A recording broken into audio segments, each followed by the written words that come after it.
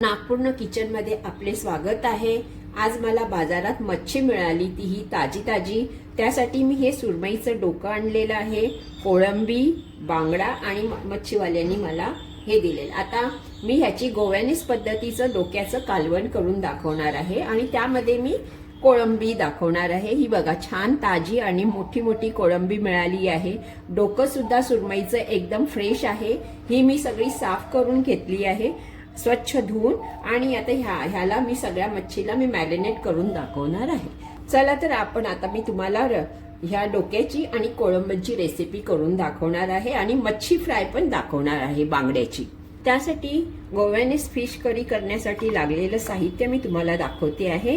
प्रथम मी हे खोबरं खवून घेतलं आहे, कढीपत्ता आहे, अद्रक, मिरची, कोथिंबीर, कांदा थोडा आणि लसूण, आणि आपल्याला चवीसाठी ही कोकम टाकायची आहे।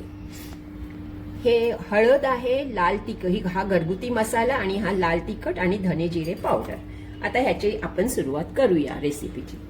ह्याच्यामध्ये मी 2 पळी तेल घालते आणि माझ्या नातवाने सांगितलं की डोक्यामध्ये ओमेगा 3 असतं, तर ते महत्वाचं असतं आपल्या शरीराला। तेल चांगले गरम झाले, त्यामध्ये मी कढीपत्ता टाकते। त्याच्यामध्ये मी लाल तिखट, हळद आणि घरगुती मसाला घेतला आहे आणि त्याला छान ढवळून घ्यायचं।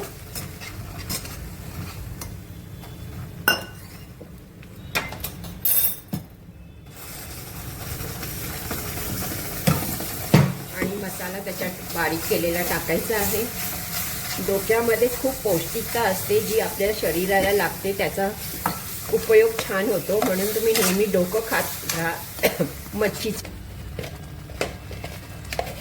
चवीनुसार मीठ टाकते आहे, तुम्ही पण तुमच्या चवीनुसार घाला, जसं घरात लागतं तसं। त्यामध्ये मी एक कोकमी टाकते आहे, म्हणजे त्याचा अर्क चांगला उतरतो। आज मी तुम्हाला ही जी डोक्याची रेसिपी दाखवते आहे ती खास याच्यासाठी की तुम्ही नेहमी मच्छीचं डोकं खात जा, त्याचं कालवण बनवत जा। त्याचा रस्सा फार छान लागतो, अप्रतिम लागतो, आणि मच्छीच्या कालवणाला टेस्ट वेगळीच येते। त्याच्या मूल्य पण असतात आणि ओमेगा 3 ही असतं। तेल सुद्धा आपल्याला त्यातून मिळत असते। तर बघा, हे बघा, आता कोकम मसाला हे सगळं एकसाथ करते आहे, तेलामध्ये परतवते आहे। त्याच्यामध्ये डोकं घातलं मच्छीचे की त्याचा अजून अर्क चांगला उतरणार आहे आणि चव एकदम छान लागणार आहे। आता हे गरम पाणी पण टाकते आहे।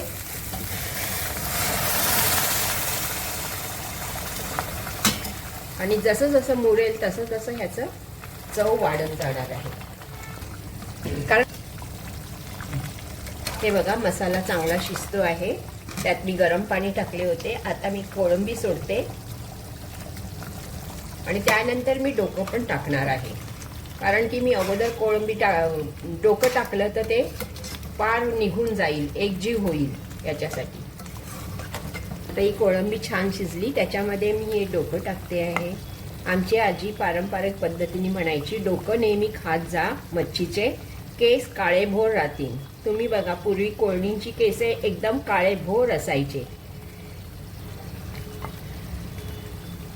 तुम्ही सुद्धा हे कालवण छान असं बनवा आणि मच्छीच्या डोक्याचा रस्सा पण खाऊन बघा। हे बघा, उकळी आलेली आहे। ही तुम्ही आगळी वेगळी रेसिपी डोकं आणि कोळंबी करून बघा आणि लाईक, शेअर आणि सबस्क्राईब नक्की करा। धन्यवाद। उकळी आली आहे, तरी पण आली आहे, आणि तुम्ही आता मी सर्व करून घेते आहे। बघा, छान सुगंध पण फुटला आहे।